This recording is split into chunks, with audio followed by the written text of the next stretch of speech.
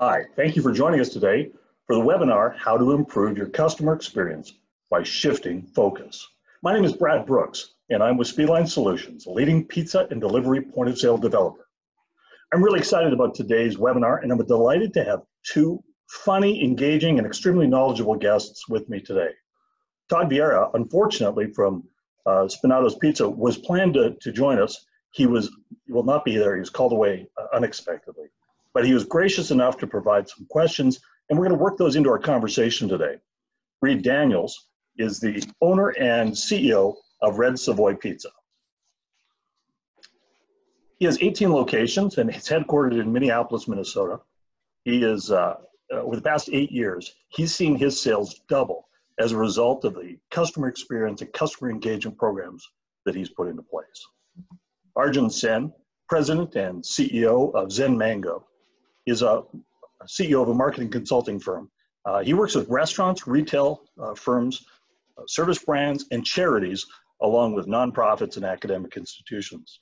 He was previously with Pizza Hut, Boston Market, Einstein Brothers, and his most recent corporate gig was with Papa John's International as Vice President of Marketing and Operations Services that led the chain to 4 years of record-breaking growth. He's also the author of the book, Customer Karma: Why Stop at a One-Night Stand When You Can Have a Lifetime Relationship with Your Customers? Be sure to stay with us for details about a giveaway that we'll talk about a little later on.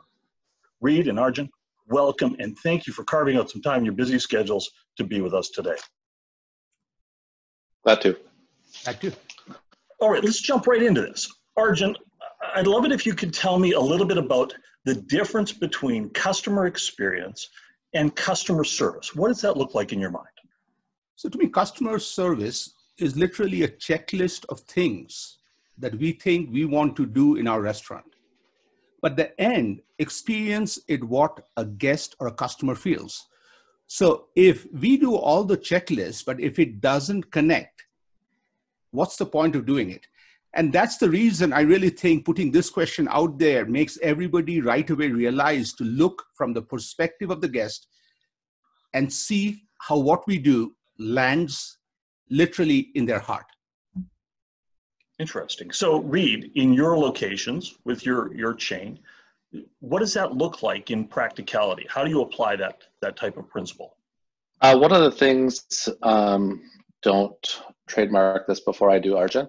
What we talk about is like running for pizza mayor. We want all of our franchisees and all of our owners of all locations to run for mayor of their community in the pizza category.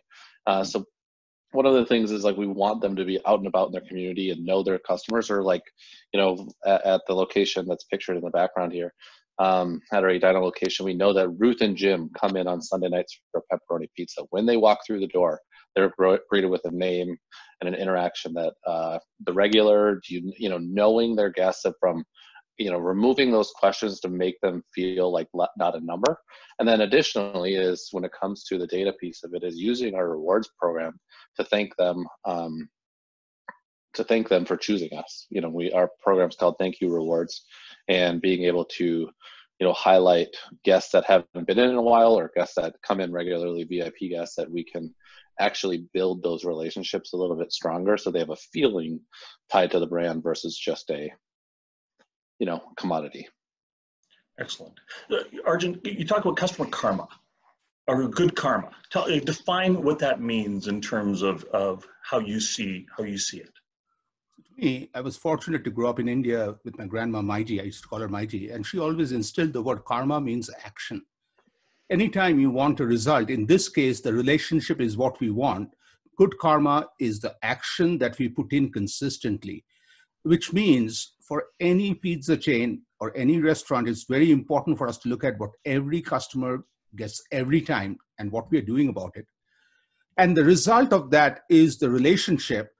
And if you look at a relationship, many a time we need to see both from a brand promise and the value. And if you are selling a pizza, let's say average ticket is $20, which is $40 a month. Now that customer spends on an average $500 a year, which is nearly $5,000 over a 10-year period. Which means when you look at the customer every time, just act in a way, see the customer as a $5,000 customer, And you want the relationship, of course, will come from the customer, and the customer must get to a phrase, and Reed, I have to compete with you because I love that run for the mayor. Because when you run for the mayor and you become the mayor, the search stops here. When the search stops, that means you are in a relationship. So karma is the path, experience is what they feel, and relationship is the end result. I'm going to hop right onto that. I apologize for interrupting, Brad. There's a term called the ZMOT, Zero Moment of Truth. There's an article, I think it's done by Google, and it talks about the moment of truth was traditionally in like the 60s and 70s when housewives would go down the aisle and search for dish soap or whatever they were buying at the time. And you picture all of the wall of cereal, for example, that you have in front of you. But the zero moment of truth is that relationship through marketing or through other relationships or past experience, that when they go to that aisle, they're not thinking about, do I get Tide or Downy or. They are like, I'm a Tide family. No matter what, I'm buying Tide no matter what, because of the relationship. And I know they're going to take care of me and my family. You translate that to pizza, you translate that to auto body, you translate that to whatever.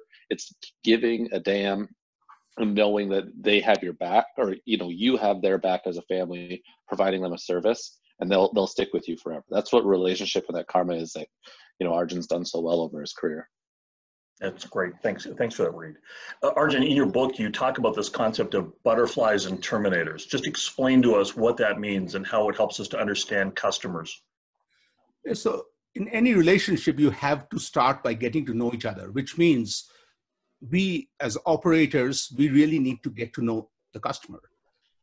It's not about just demographics. It's also about situational, which means, Brad, you as a customer, if you came to my pizza store, there are days you're a butterfly. Butterfly means that day you have a lot of time. You can ask questions about my nonprofits, where my tomato sauce comes from, all those. You also want to know about our daily specials, what's coming next. Terminator is the day you come in, literally you want your order, just an eye contact and a smile, take and run, because maybe you're on a conference call. And for us, we really need to be present to understand guests and see how they are different on different dates, which means you have to keep a highway for each one. It could be even from ordering point of view. On your online ordering, you may need to have days they want to order the last order within a few seconds, versus there are days they want to really get to know about new items, new things on the menu, little bit more. So that's the whole balance. But in a way, being present and being micro shrinks is very important to get to know the customer and start the relationship. So Reed, how do you take something like what Arjun just said and teach somebody who's on the front line for the very first time, maybe it's their first customer service job, how do you teach them to read those signals so that they treat people appropriately? When it comes to that Terminator piece of it, we talk a lot about, wanting to have a great level of, or a consistent level of service and not be a computer, right? Like would not be that. And so one of the things that we rolled out recently was when someone walks in or someone calls on the phone, you say, where are you? Who are you? How are you? So instead of, so thank you for calling Red Savoy Pizza in Edina.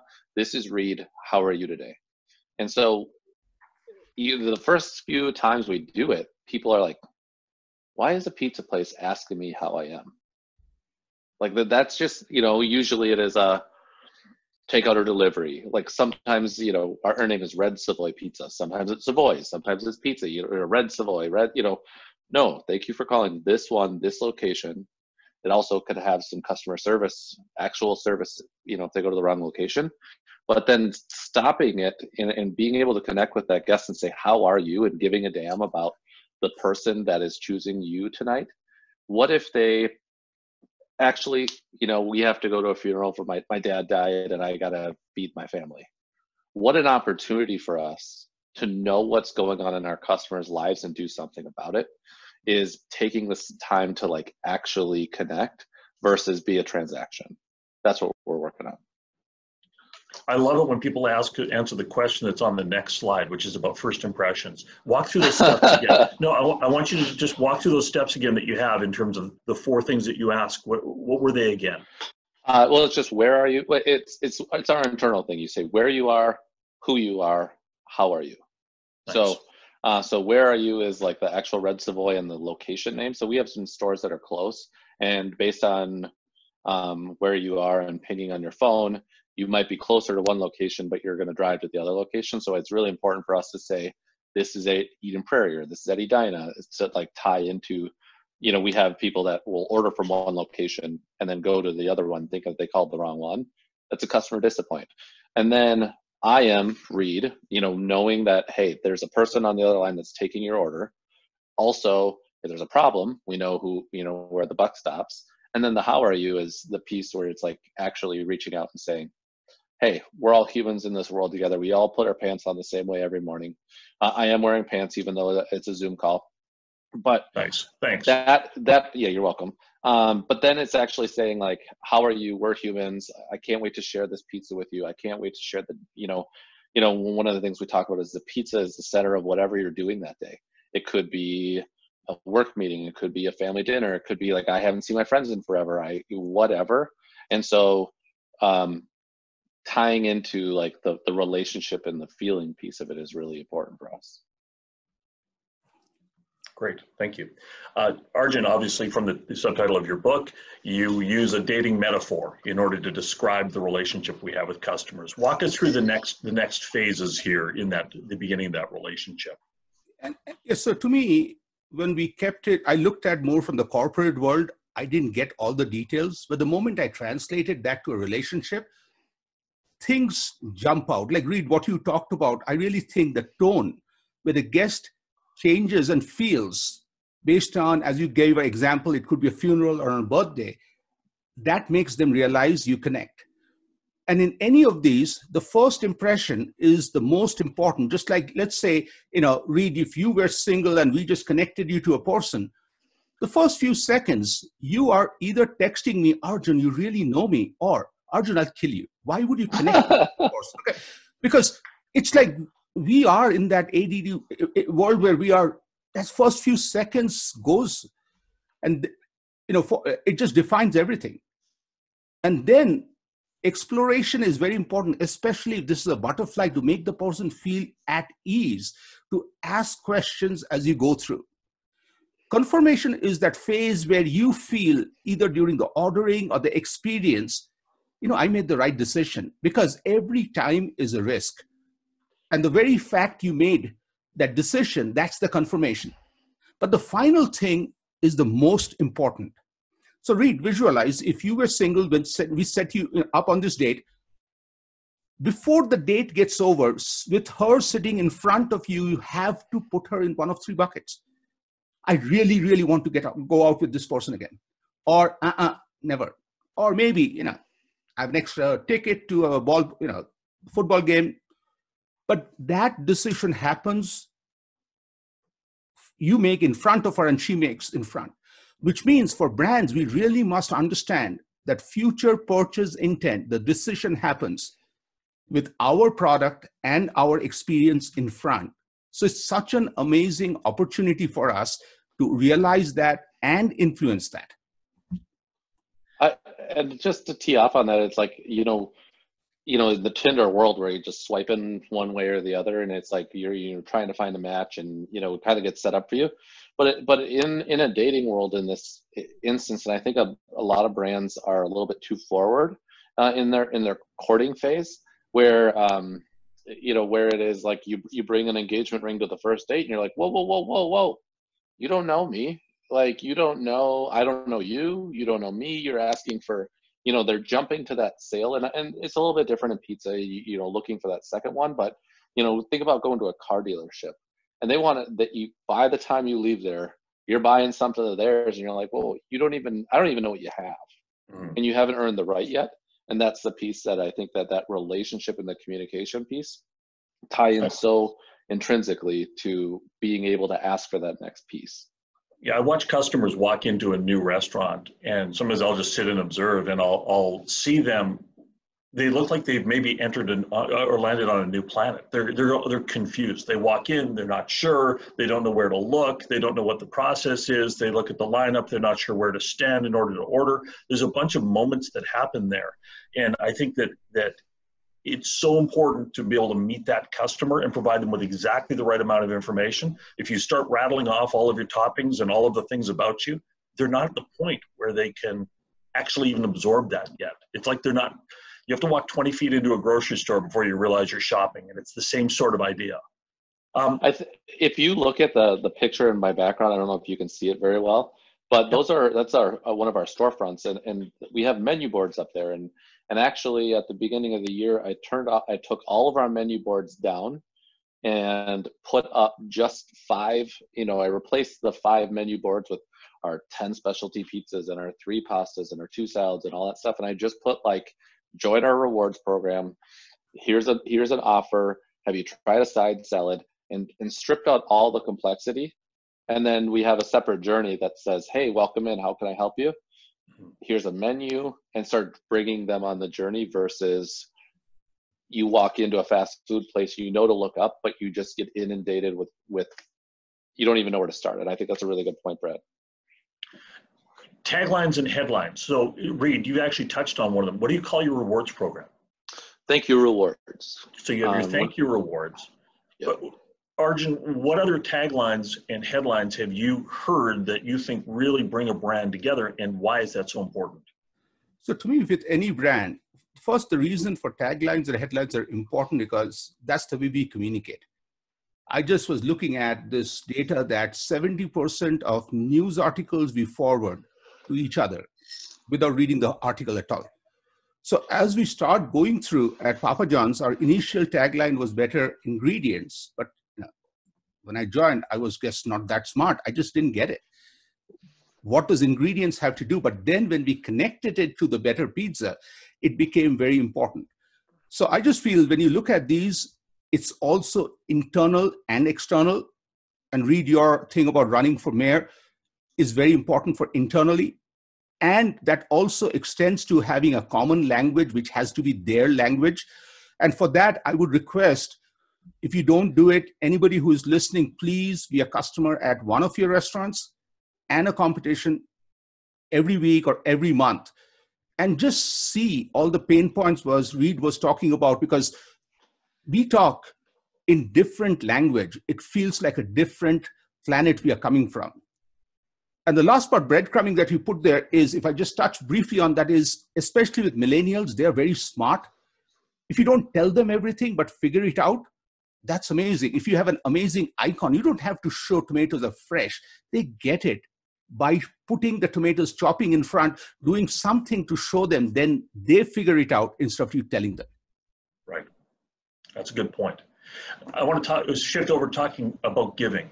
So the idea of the rewards programs that you're talking about, Reed, and just in general, the karma of giving, what and when are really important according to your book, Arjun. Tell me about when you say what should people be giving and when should they be giving them? So first thing is, what is the most important thing is, if I gave something to Reed, he has to feel only Arjun gave only this thing only to me. If he doesn't feel that way, he right away puts it on the side. That means it was a wasted effort. And many a time brands focus too much of things like trash trinkets, which we buy for cheap, and giving it out as rewards. But I just think it doesn't work. It just has to be something thoughtful. And the when, there are 2 parts to it. One is, of course, with rewards, everything, people plan, they want to get the reward. But then there are surprise elements.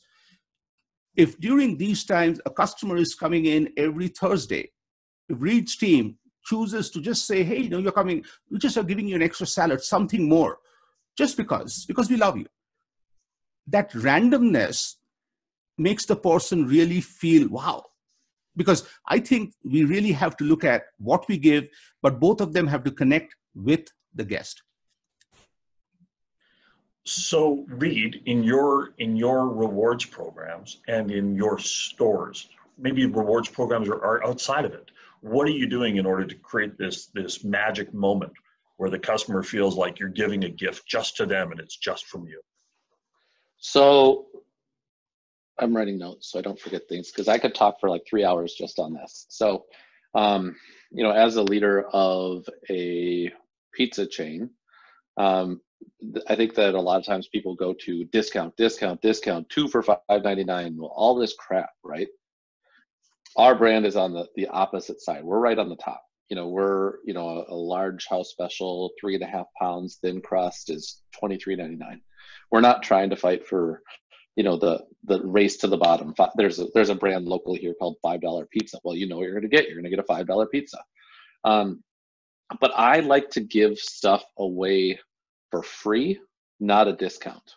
So I like, it's very, very distinctive. You know, it's not a, you know, $5 off a large pizza. We do that for our happy hour for our rewards members. But like, as like, it's almost like the gating in terms of like a Walgreens special pricing. But when it comes to free, it's not expected every time. So if you give someone a free cheese bread or free wings or a free side salad, they're not calling back and saying, well, last week I had a coupon for $4 off a large pizza. Can I have it again? Hey, last week I had you know, you gave me free cheese bread. Do I get free cheese bread again? It's not assumed that you're going to constantly be giving such a nice value. And where Arjun's talking about it, it is something of value, significant value, whether it's $6.49, $8.99, whatever those values are, versus a discount, which cheapens your customer perception of your value. The other side of it is where it comes to Arjun and karma, and you know, Arjun talked a little bit about karma being action. For me, it is you give and you will get something back in return. And it's like giving good, and it is almost like a boomerang, but it's not with the intent. That's not your intent. Your intent is to give unconditionally and know that you are being good, acknowledging a fellow human, doing whatever. But there is psychology behind that. When you give something to someone, they are compelled to give you something back, unless they're just an asshole. But, oh, that was my first one. That was my first swear. That's your first bleep. We're counting Reed's bleeps today. I talk like a sailor. My mother would not be proud. The word is so important is the word magic. Think about the first time you saw a coin in front of me and a hand came and the coin, I'm not a magician, but the coin vanished. The 5-year-old in you said, wow, what just happened here? Okay. That's the importance of that magic, is when Reed was talking about the surprise, unexpected. It's not just giving, give it in a way, mentioning names to create that wow, what just happened moment, because that connects deep in the customer's heart. Magic is very important. Arjun, let's go beyond the world of pizza for a moment. You have some very important lessons in your book that you've sort of taken away from your experiences at Chick-fil-A. Why don't you talk a little bit about those? So to me, first I have to confess, Chick-fil-A is my therapist.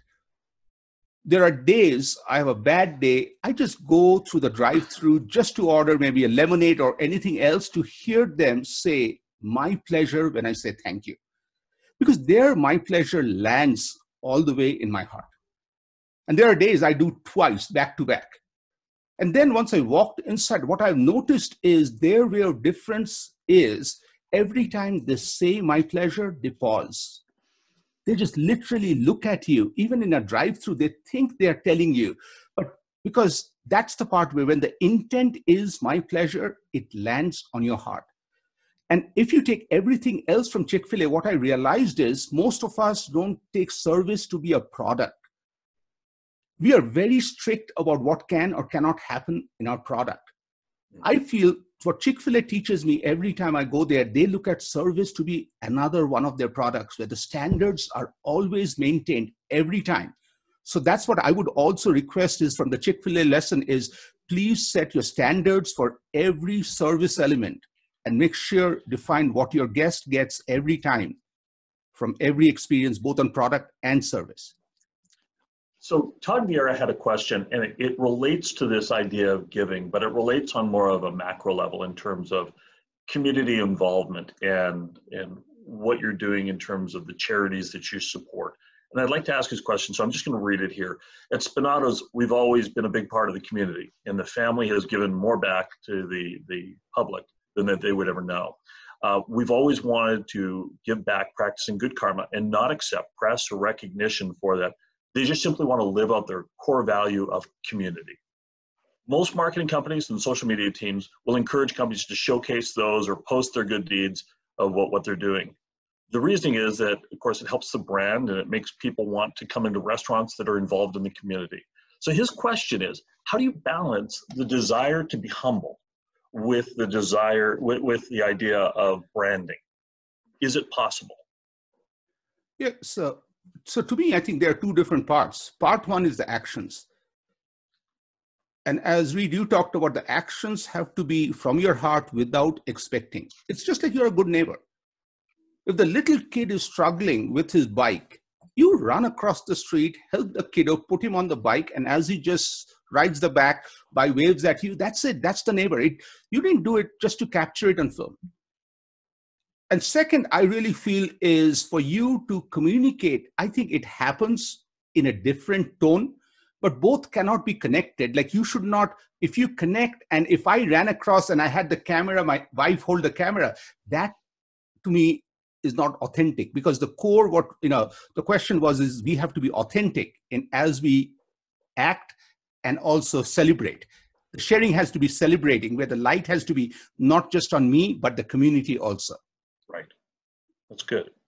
Reed, I want to talk about authenticity, but I want to talk about it in the context of something that you mentioned earlier. So, and then combine it with this idea of what the Chick-fil-A, my pleasure. You take the my pleasure, or you take your person answering the phone who's asking, how am I? It can turn that into, that can be very trite. It could feel like that's perfunctory or mechanical very, very easily. So how do you guard against that? How do you get people so they align that intention that you have and that passion that you have? How do you do that in someone that you're on your front lines? So I think it comes back to hiring from the beginning. You're hiring, we've gotten to a place where hiring is hard. Obviously right now with COVID-19, we're dealing with a really high unemployment rate. That being said, for a long time, we could barely staff our stores. We're just there weren't enough people that needed jobs. But when I hire a manager, I meet at a Starbucks. I'm a big Starbucks fan. I like it because I think their mobile ordering is amazing, and I like the fact that they do a really good job in their concept of the third place. Your homework and then your Starbucks, or it could be any Starbucks, but it's their third place that you feel comfortable. But I look at how they interact innately with others, just not like they're on in an interview, but you meet them at a Starbucks. Do they hold the door open for someone? Do they, do they pick up trash, or do they, is it in them to just know that? And then my goal is as leaders in organizations, that they're doing that all the way down. Right. When that it is, you're hiring for someone that we call it giving a damn. We create kick-ass pizza while giving a damn every time. That's our vision, our mission, vision, values. Is if you don't give a damn, then that's not going to work for us. And for us, it is, it's life's too short. I use the mantra personally and professionally that we have 80 orbits around the sun, give or take, and making the most of it. And if you're just phoning it in, that's not going to work for me and my team. Right. So you're looking for that initial engagement. You're looking for a bias for customer service that's innate, and not looking to train from scratch necessarily. And then on the other hand, you're just saying, and care, show up and care. Culver's is the other. Sorry, I was going to say Culver's is the other one for me. It's Culver's and Chick-fil-A, where it's just you have a 17-year-old working at a drive-thru and they're happy. Right. They're not, they're happy and they're smiling and they never screw up. And if they do, they're going to go above and beyond for it. And it's that's the magic that we're talking about. I also would push one more micro nugget there is, if you're hiring somebody whose job would be standing all day, interview the person standing, because standing energy and sitting energy are totally different. So for every role, find that person in that energy and see how that person performs in that phase or that state. That's good advice. And you could probably, even if for you, Reed, when you have people that are, your first contact might be over the phone, understanding how they communicate over the phone. I know that's something we do internally with our sales team. The first interview is always over the phone because we spend so much time communicating without having the benefit of body language, right? Arjun, you talk about not making people feel stupid. Just dig into that a little bit. Where have you been made feel stupid in your experience? To me, it's like any restaurant, anywhere you go, most of us feel a pressure. Like Einstein Brothers Bagels, initially, we were selling so much of plain bagel, plain cream cheese. And then it was just simple observation. What I realized is that I walk in, I get 8 seconds to look at the menu board, which is like 30 feet left. And within 8 seconds, if I cannot give an answer, the order taker takes eye contact from me and the person behind, which literally telling me, Arjun, you bozo, didn't use a swear word, you can't even place an order at a bagel store. Of course, I say plain bagel, plain cream cheese. And once we changed that and made it, gave the control back to guests, it changed the business immediately. So anywhere you look at pain points, and I think, Brad, you talked about observing, is we must observe our guests. Anywhere there is a little bit of a pause, the eyes keep moving left and right. There's an experience element where they feel they're being stupid. And people don't pay us long-term if we make them feel stupid. I think that the stupidity thing is really important. And I also think that if we talk about I saw a question come in about discounting and stuff like that.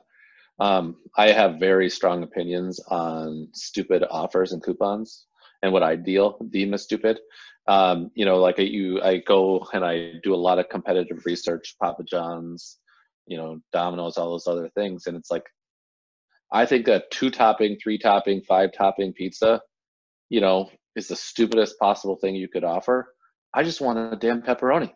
Like, I don't want to, you're either going to increase my food costs for me to add extra cheese or pick a topping that I don't want. So dumb it down, and hey, I got to go pick and I got to go yell to my wife in the other room. Hey, I want pepperoni. What do you want? We got another free topping. You're making it hard for them. It's just make it simple, keep it simple, stupid, and just work on the relationship versus the complexity of deals.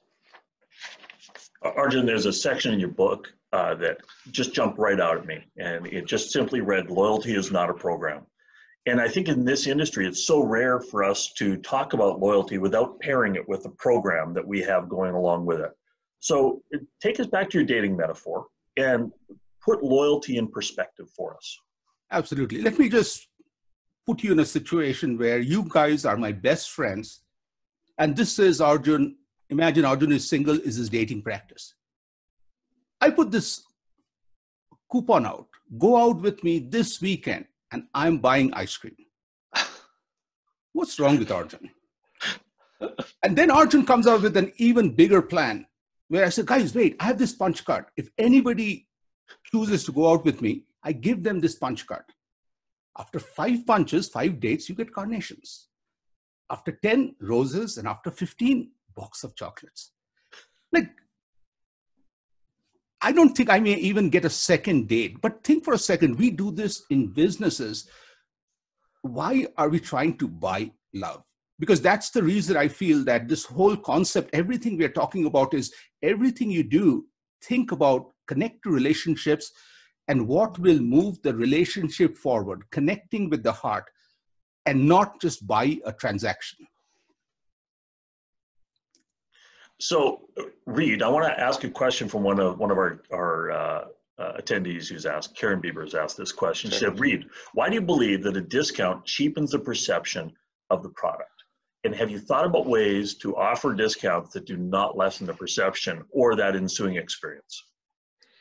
Yeah, so I think that there's 2 things. This is what I went to school for, is consumer behavior, and being able and looking at that, one of the things that we talk about loyalty programs, the program, if we take it, and I'm going to connect these dots, I'm really good at tangents, but if we talk about loyalty programs as a program, it's a system. Whether or not, we use an integrator of SpeedLine's Patronics to do all of our data and stuff like that.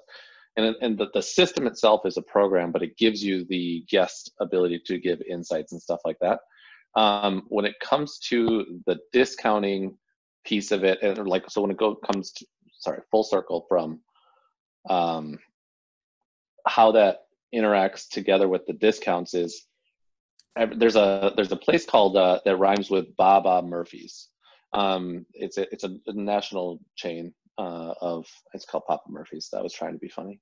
But they have deals all the time. And so they have mailers, and they have, on their website, you can go get a coupon right before you order. Well, am I ever going to pay full price there? Am I ever going to go choose to pay full price? No, because I feel slighted. I used to call it, my mom, there's a local restaurant by our house that grown up, and they had buy one, get one burgers. And I remember my mom saying, hey, let's go to this restaurant tonight. And we didn't go out a lot as a kid. And so I remember she would go over to the mail pile, and everybody's got that mail pile of 6 inches thick. And she would go through and go through and go through. And she couldn't find the coupon. And I was so excited for these burgers. And then she said, well, actually, I can't find the coupon. We're going to go somewhere else tonight. And so that relationship wasn't built. We were looking for the discount, didn't get it. And so where it comes to those freebies and those free delights, it's like that personal connection says you get something for free, not often, because you're not willing to have a mini discount always. So Brad, let me touch on one more thing, is that what program is very important. That loyalty is the final thing that we are fortunate to earn. So for us, it is each guest, one at a time, action, good karma, get to know them.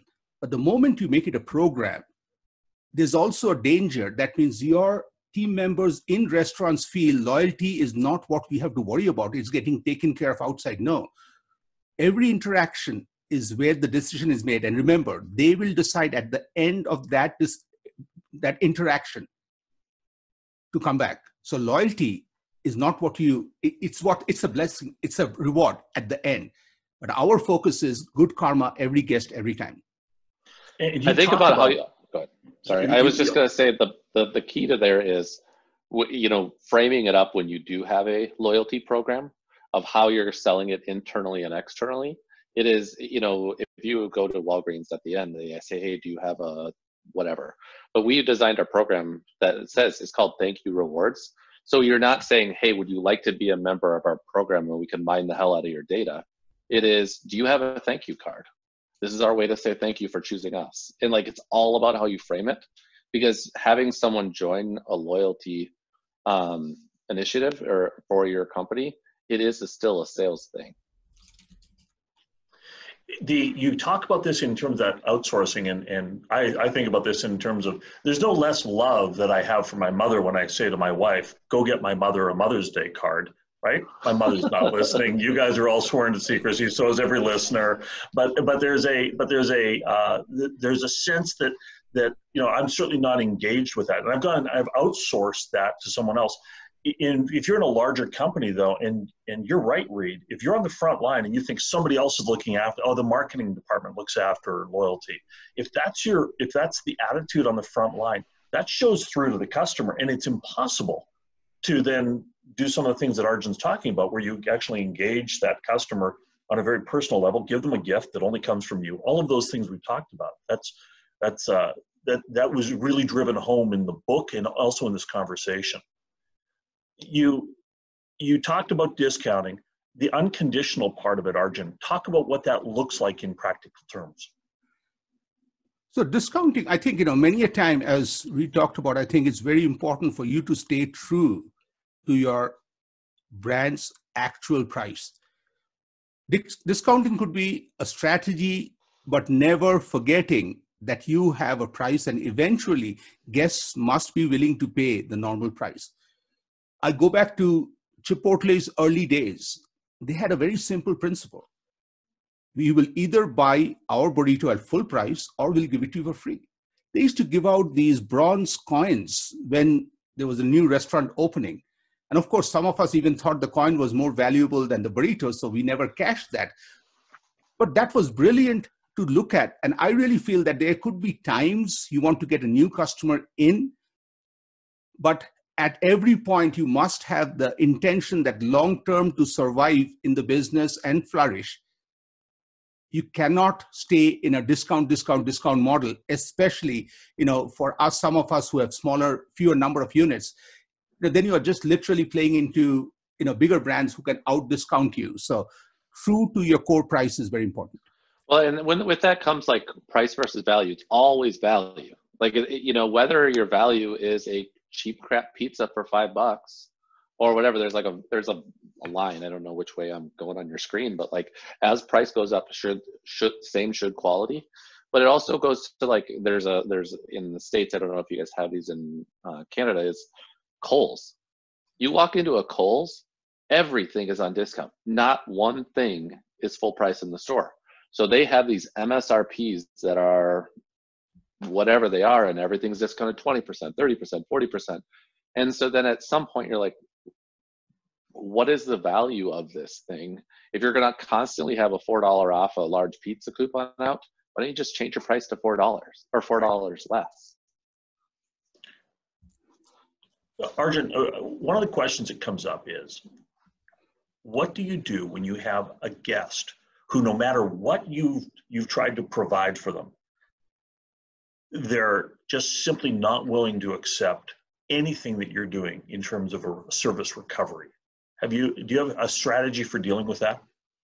Yeah, first thing is, I'm not a spiritual person, but when a guest comes in and complains, that's the day I pray. And I pray out of happiness, because in today's world, this guest could have just vanished and never come back. The very fact the guest is talking to me, that means there is some connection between us, like there's still hope in this relationship. I also realize that if I listen to this guest and do not try to buy him or her out by every 2 minutes by saying, okay, $5, okay, $10. Now listen.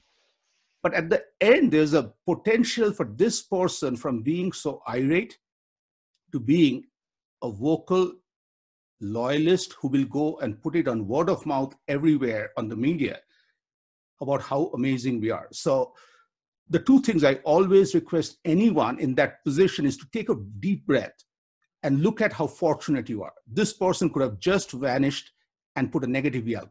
He or she didn't. Talking to you, giving you a chance. And secondly, at the right opportunity, realize you can move this person straight to a loyalist because the person is interacting with you one-on-one.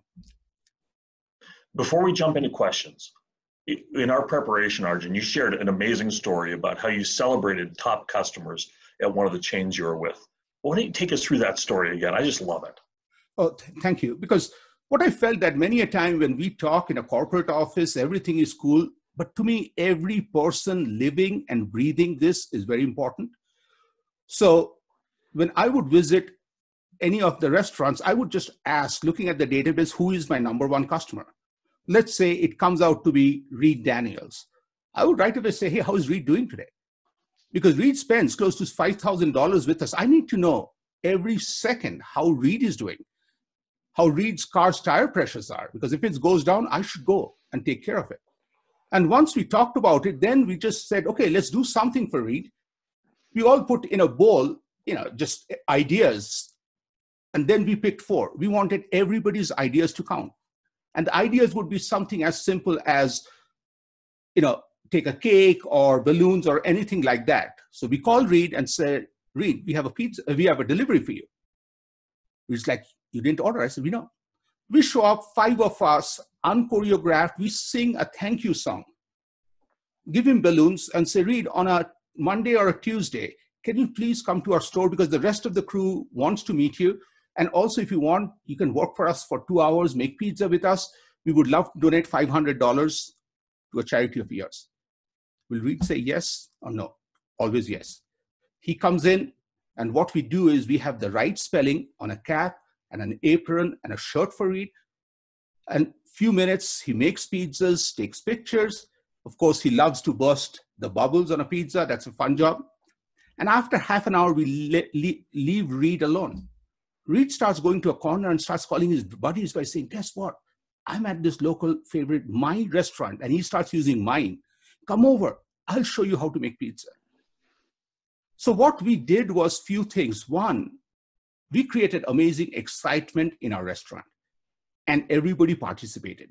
Second, Reed now became a lifetime. Will he cheat with us ever ordering pizza anywhere else? Never, because he wore my uniform. And third, inside the restaurant, we never talked about customers. We always told them, Reed, Brad. Like now we have a face of the loyal customer, and that changed the culture for us forever.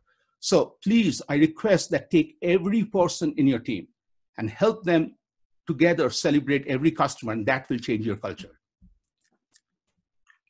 I want to just mention a couple things. We're coming to the end, and we're going to jump into questions in a second. We do have a giveaway that I promised we'd talk about.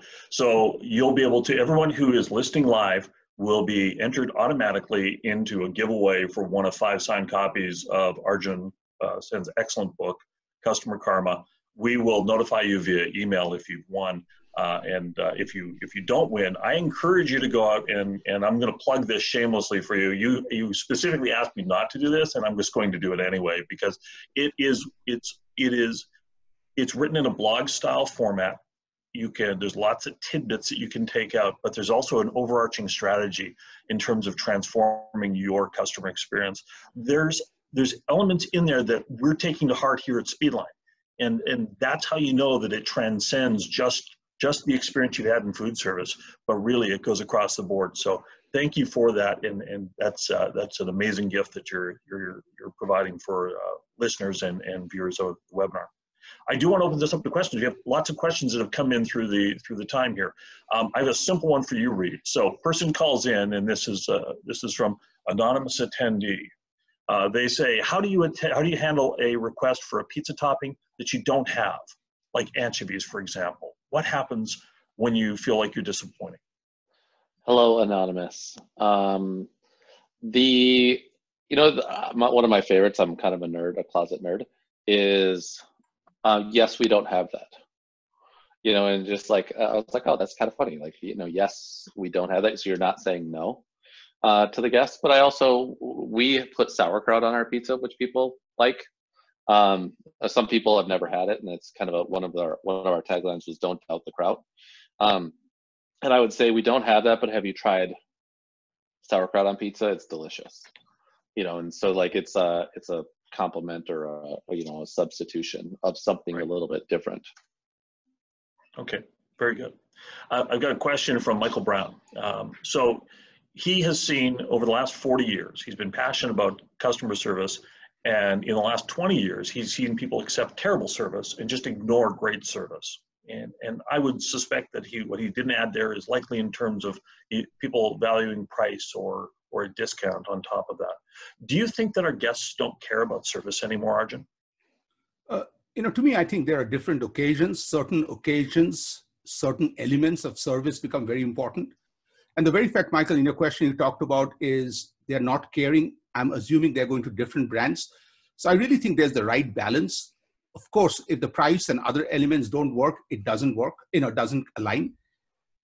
But it's all about relationship, because think about how do you get to the search stops here? And with every customer, you have to believe there is a way to get to search stops here. And again, I personally do not believe by just crappy service, sorry to use the word, you can get there. I also think like on the positive side of it, and when you're looking at people have a great experience or great service and they're not saying anything back on it. I think that one of the reasons I don't like Yelp is people expect great service now. That's like table stakes. The expectation is great service, and so they're not going above and beyond because that's their expectation. That's just the job. And so add a little magic to it, because that's the part where add a little magic to it. Make them feel wow. That's very important. Reed, this one is for you. It's from Steve Jennings. He's asking what technologies are you using that delivers that philosophy that you ascribe to, this idea of customer karma. What are you using in your store to accomplish that? So we have 4 technologies. I talk about my tech stack from a POS perspective as having 3 legs on it. And whatever those three legs are, whatever you use for those components is you have your POS, your online ordering, and your loyalty. And so with that, we have SpeedLine for our POS. One of the magic piece of that, what I always love is the caller ID popping up, and you say, "Hey Jan, how are you?" And Jan's like, "Hi," and then she'll call. You hang up, you put in the order.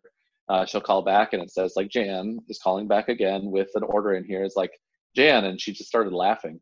She's just like, "Oh," and just not expecting, not having to go through the rigmarole. So that helps a lot with just the knowing your guests and knowing their name and a little bit of that magic. We use Paytronics for loyalty, and that helps us have those closer to those one-to-one relationships on a micro scale. And then online ordering is through Paytronics as well. They just rolled out a new online ordering provider. That the key to that is as Arjun talked about earlier, is being able to have that guest pull up their favorite order, or explore the menu or whatever you want. But those are my three. And then we just signed on with a company called Tattle that we're just about finishing rolling out. It's a guest feedback, and that brings back operational issues, and it gives us a way to actually hear from our guests in a more poignant way. Like they can give speed of service or quality of food or whatever different types of ratings, and then it gives us touch points and the ability to say like, "Hey, we're sorry," and actually get more robust feedback than a Yelp review or a one-liner on a contact form. Very good, thank you. I know that we have other guests, other customers who are using, they're using for loyalty, they're using a company called Punch, and we have that tightly integrated with some of our system as well, like your in-store system with Paytronics. For online ordering, of course, there's SpeedLine, there's also Brigid, and there's a few other solutions out there that integrate with SpeedLine solutions. And I'm not saying that as a plug, I'm saying it to provide a little context on this. I've spent over 25 years in restaurant technology. I was on the other side of the table for about 10 years. And I understand what people have different needs. It is never one size fits all. It's always finding the right solution for a customer. And this is an unshameless plug for SpeedLine, and that's actually when we did it's probably about 7 years ago now. We did a FRP, if you will, or RFP, kind of like looked at a bunch of different services. And one of the things that I liked about those services is that it wasn't a one-stop solution. What I like about SpeedLine is I could pick it up my online ordering provider. I could pick a loyalty provider that would work and then integrate together within those three parts of that stool. And SpeedLine's been very stable, and so that helps with that. Those other pieces that are dependent on the internet to work. So, I've got a question from Steve Jennings on this, and this is probably along the same lines. I'm just staying in the same thread here. He's asking Reed if you believe in having a mobile app, and do you have a CRM or database to improve customer? The short answer to that is, oh hell yes. Yeah. So with Open Dining and Paytronics, that's our mobile app. We have an app with some updated integrated online ordering coming through to that. But then Paytronics is our customer record. With SpeedLine and having all of our stores server based, and I know that that's kind of our customer record. That doesn't have everybody, but it's the people that choose to be those evangelists and those brand ambassadors. And then with the online ordering, and that integration, we know how they're ordering, when they're ordering, all that kind of stuff. Super, super important. But the mobile app, I'm a kind of a data nerd as well, and it's awesome to see, the progression to mobile. So mobile ordering and mobile apps and everything are really important. What is kind of cool about mobile app specifically is the ability for push notifications. So, push notifications and text, there's a lot of legal around text, so we haven't really gotten into that. But the light touch mobile notification, we're going to start working on in Q3 to kind of hit people as a lighter touch than an email or a text and stuff like that. Got it. Arjun, what are your thoughts on this? Yeah, so, to me, I would take it at a higher level because let's have a strategy, what we are doing, because once we get into a lot of different elements, all of them have to be aligned with one goal is the person who is interacting with our customer is best equipped to deliver the service and the customer feels it. And this becomes very important as you start looking at with AI and everything else coming in. We really have to be careful about how and what information we use. And the rule I'll put very simply in front of you is if you're dating at any point, the person sitting across feel that you are even slightly stalking, that relationship is not going anywhere. So I think responsible use of information, integrating and remembering why you're using this long-term relationship is very important. That's great. I got an interesting question from Jeff Stoke on this. Jeff Skoke, pardon me, on this. He's asking about menu management. So, in the traditional world, you'd use the stars, dogs, cash cows, and plow horses. That would be the way that you'd analyze your menu. He's asking if that's still a solid framework, or if instead you should include things like your labor costs, because we know that time is money and you can trade it. If you do your own vegetable prep, for example, and you're shredding your own cheese, you're trading off that labor for that food cost, and also brand reputation and brand perception. Have you had any experience with that, Arjun? Yeah. So to me, I really think as you go through the menu, it's how everything that we are analyzing has to be not only with guest preference today, but also the evolution of the guest. And one of the things it's very important to start looking at based on, I think, everything you talked about, Jeff, there is to also go through the Amazon mindset. People who are ordering this, also what do they order? Secondly, also to look at what are the evolving trends. And I also would balance this by looking at, don't be scared to go the route Reed did, because simplification is very important. You do not want to have that one menu item that Arjun will order 1 out of 10 times. But you really want to make it simple, think of a total overall experience. I also think that that's really important. Like, two things. When it comes to keeping it simple, we have everything is cross-utilized across all of our menus. So meatball, we have meatball hoagie and spaghetti and meatballs. I only have spaghetti on spaghetti and meatballs, but I use penne for my other stuff. I'm thinking about getting rid of spaghetti and just having penne. So just simplifying it so there's less, when it comes to that labor perspective, one less question for one less screw up, or I dropped the wrong noodles or whatever that is. But the other idea is the idea of bundles and being able to do bundles that don't have significant discounts.